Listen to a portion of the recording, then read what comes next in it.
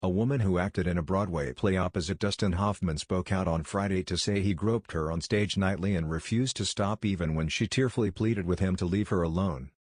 Catherine Rossetter played Hoffman's mistress in the 1984 Broadway revival of Arthur Miller's Death of a Salesman, and subsequent TV movie.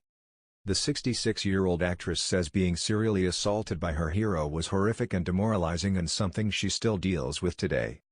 She is the third woman in the past month to come forward and accuse Hoffman, 80, of sexual harassment.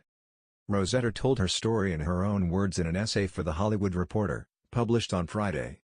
She says she first met Hoffman in 1983, during an audition to play his mistress in Death of a Salesman.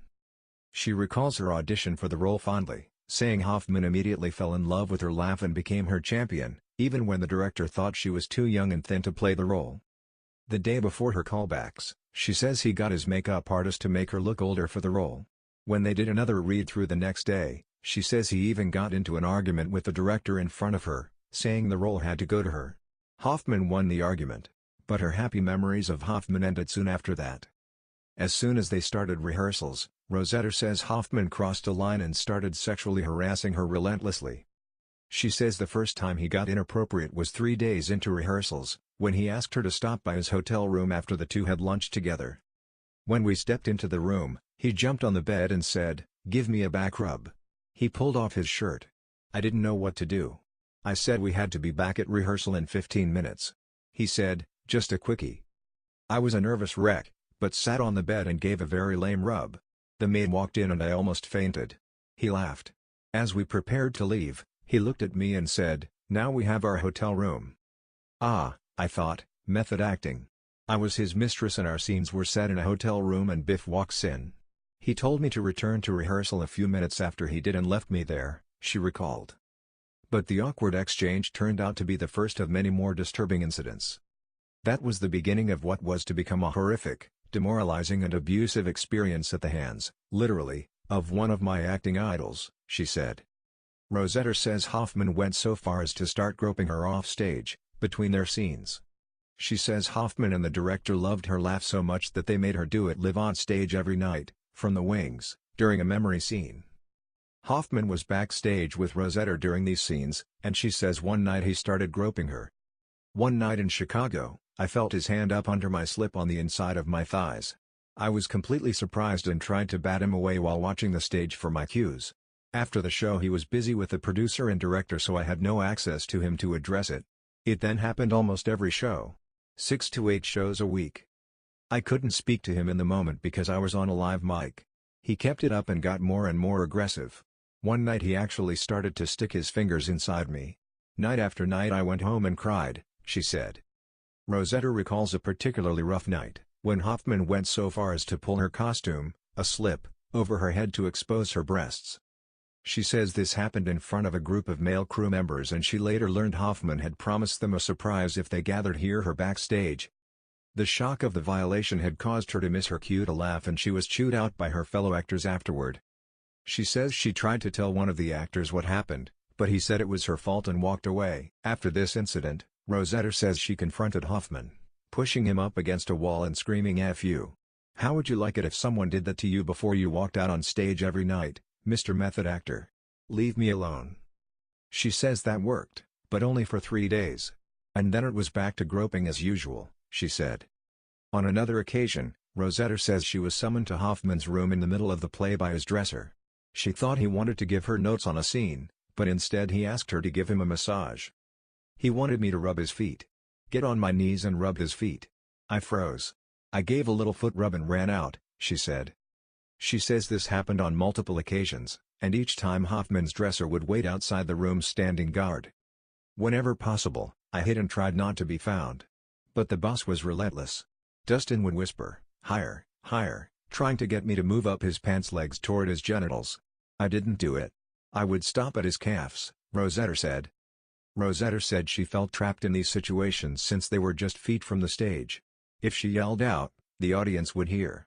And it wasn't just on the job that Hoffman harassed Rossetter. She says he regularly groped her breasts whenever they took pictures together. After the shows at parties, whenever he had a picture taken with me, he would put his arm around my ribcage and then grab my breast just before they snapped the picture and then remove it. He was very skilled at dropping his hand just as the picture snapped to avoid it being recorded. After the shows at parties, whenever he had a picture taken with me, he would put his arm around my ribcage and then grab my breast just before they snapped the picture and then remove it. He was very skilled at dropping his hand just as the picture snapped to avoid it being recorded, she said. While Hoffman was skilled at moving his hand away before the picture was taken, she says she once caught him in the act. She shared the image with The Hollywood Reporter. "Only by luck do I have one such picture, where the camera caught him in the act. A picture I had taken with hopes of sending it to my family. A millisecond in time. There I am, big smile and my arm moving toward us with the intention to push it away. But caught as it is, it seems I'm complicit with the gesture. I was not. Not ever," she said. Rosetta says she tried everything to get him to stop, but Hoffman was relentless. "I tried to laugh it off, smack him and say witty, pointed things. I begged him nicely with tears in my eyes to please stop it. To no avail," she said. She even considered reporting Hoffman to Actors Equity, but was convinced not to by colleagues who said it could ruin her career. "I was cautioned by some respected theater professionals that if I did, I would probably lose my job and, because he was such a powerful star, any hope of a career. It was Dustin's playpen. He controlled the purse strings," she said. "I was cautioned by some respected theater professionals that if I reported Hoffman, I would probably lose my job and, because he was such a powerful star, any hope of a career. It was Dustin's playpen. He controlled the purse strings." The nightly attacks sent Rosetta into a depression. She withdrew from her work and says she felt isolated, unable to make friends in the cast. Like many victims, she started to blame herself. "How could the same man who fought to get me the job, who complimented my work, who essentially launched my career, who gave me the benefit of his wisdom as an actor, how could he also be this sexual power abuser? Was I doing something? Was it my fault?" she said. Faced with little recourse, Rosetta continued to work, though it led to many a night crying at home. When the play closed, they reunited a month later to film the television movie. She was only on set for 3 days, so she says she doesn't know about Hoffman's treatment of any of the other women working on the film, including Anna Graham Hunter, who told her story to The Hollywood Reporter last month. But she says nothing I hear surprises me. Perhaps unsurprisingly, the end of filming did not end the groping from Hoffman. In the fall of 1985, they were promoting the film when Rosetta says Hoffman groped her while they were posing for a picture at a screening. This time, she had had enough. Rosetta snapped and decided to give Hoffman a taste of his own medicine.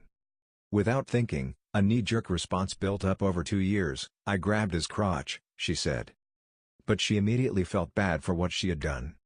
"Along with the nightly sexual harassment, he eroded my confidence, my dignity. He humiliated and demeaned me. He robbed me of my joy in the experience and he left dirty fingerprints on my soul. In that moment I understood how women abused for many years by husbands or boyfriends will pick up a gun or a knife and suddenly attack back. I also knew I had snapped and what I had done was awful. I was terrified and humiliated," she recalled. Rosetta says she continues to struggle with the groping she suffered at the hands of Hoffman. "There is no denying I learned an enormous amount from him about acting. He was generous in the many presents he gave us and the many parties he threw. He can do all that and still be a man who manipulates, abuses his power and is a pig to women. They are not mutually exclusive. My issue isn't what he said, it's what he did. Along with the nightly sexual harassment, he eroded my confidence, my dignity. He humiliated and demeaned me. He robbed me of my joy in the experience and he left dirty fingerprints on my soul," she added. Hoffman declined to comment on Rosetta's essay to The Hollywood Reporter. Hoffman's essay was published a little over a month after Anna Graham Hunter wrote a similar account of Hoffman's harassment. In an essay also published in The Hollywood Reporter, Hunter said Hoffman repeatedly groped and harassed her when she was a 17-year-old production assistant on the Death of a Salesman movie. Since then, The Hollywood Reporter says they've heard from several more women who claim they were harassed by Hoffman as well, in incidents dating back to the 1970s. Shortly after Hunter's story was published, Wendy Riscotsunis told Variety about how Hoffman asked her several sex-fueled questions during a business meeting in 1991. Hoffman's handsy behavior has been somewhat well known for years. Both Meryl Streep and Catherine Ross have recalled in past interviews how the actor groped them during auditions. But it wasn't until the stories resurfaced during the ongoing Me Too movement that Hoffman has faced significant public scrutiny over his actions.